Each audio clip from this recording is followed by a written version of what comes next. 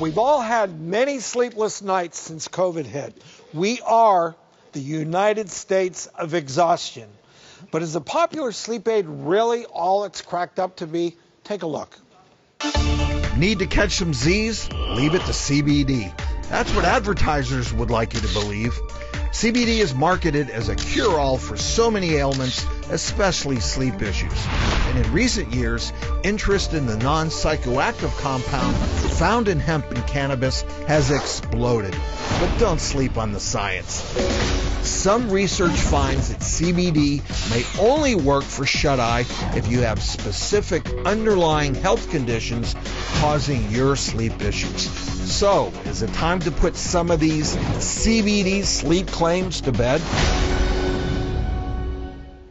Sleep expert Dr. Michael Breus joins us to weigh in. Michael, how are you? Doing great, Drew. Thanks for having me, as always. A pleasure to have you. Whenever I see you, I sleep better that night because I put your tips to practice. So, doctor, are we being lied to about CBD's ability to help us sleep? I'll be honest. I've tried it. Yep, I've gone there too. Because I've heard people, you got to go there, you're going to sleep. Didn't work for me. How about for you? Didn't work for me either. All right, Dr. Breus, what is the real deal? So here's the bottom line. So CBD is one of the constituents of the hemp plant as well as marijuana. It interacts with hormones, receptors, and proteins in the brain. But to be clear, it does not have a great effect on sleep by itself. What we do know is CBD can appear to help with inflammation, it can help with reducing pain, and it can help with calming people down. Now, let's be honest. If one of those three things is what's preventing you from sleeping, then tangentially, CBD could be helpful for sleep. So to be clear, just using CBD by itself is probably not going to help you sleep unless you've got pain or anxiety. Very, very interesting. So that brings me to our next question, Dr. Breus, which is, what if you get CBD that also has THC in it? So that is a whole different ballgame.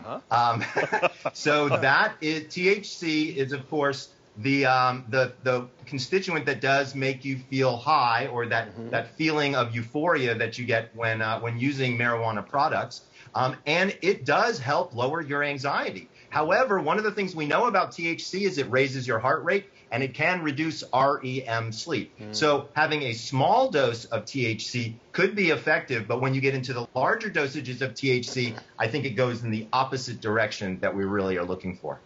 So again, it sounds, Dr. Breus, probably not a good idea. And I wouldn't do that as my first line of defense, right? So when people come to see me and they say, Dr. Breus, I think I need something for sleep, one of the very first things I do is I say, well, let's check on your body. Let's make sure that you've got things in your body that are already supposed to be helpful at the right levels. Things like magnesium, iron, melatonin, vitamin D. All of those things are the very first place that I like to look to be able to help people sleep better. I personally take 250 to 350 milligrams of magnesium every day.